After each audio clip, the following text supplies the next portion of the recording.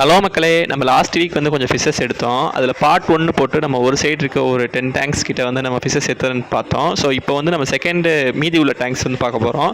So ஏற்கனவே விட்ட stocks போக இப்போ நம்ம என்னென்ன ஃபிஷஸ் விட்டுருக்கோம் அப்படின்னா வந்து நம்ம ஃபஸ்ட்டு பார்க்க போகிறது வந்து எல்லாருக்குமே அவளோட எதிர்பார்க்குற நம்ம கோல்டு ஃபிஷ் தான் வந்து ஃபஸ்ட்டு இதில் விட்டுருக்கோம். ரொம்ப நேரம் நம்ம காலி ஆகிடுச்சு, நம்ம எடுக்காமே இருந்தோம், பட் இப்போ எடுத்திருக்கோம். ஸோ அது வந்து இப்போலாம் ஃபுட்டு சாப்பிட்டுட்டு இதாக இருக்குது. ஃபிஷஸ் எல்லாமே நல்லா தான் இருக்குது. தென் வந்து கொய் ஃபிஷஸ் இருக்குது. கொய் ஃபிஷ் செம்ம ஆக்டிவாக இருக்குது, பயங்கரமாக தெரியும், பார்த்தாலே தெரியும் எவ்வளோ ஆக்டிவாக இருக்குன்ட்டு. நல்லா க்ளீன் பண்ண டேங்க்கு ஒரே நாளில் வந்து இப்படி ஆகிடுச்சு. நல்லா அவ்வளோ ஆக்டிவாக இருக்குது ஃபிஷ்ஷஸ்ஸு. ஸோ எப்போயுமே இந்த மாதிரி இருக்குன்னா நான் ஃபிஷ் நல்லா தான் இருக்கும் பார்க்க. தென் வந்து ஷார்க் இருக்குது. ஷார்க் எல்லாமே டைகர் ஷார்க் தான் இருக்குது, இந்த அல்பினோ ஷார்க் வரல. ஸோ டைகர் இருக்குது. இது போக வந்து நம்ம கொஞ்சம் டேங்க்கும் நம்மகிட்ட ஃப்ரீயாகவும் இருக்குது. ஸோ அதுக்கு நம்ம வாங்கணும். தென் வந்து நம்ம ஆஸ்கர் பேர் இருக்குது.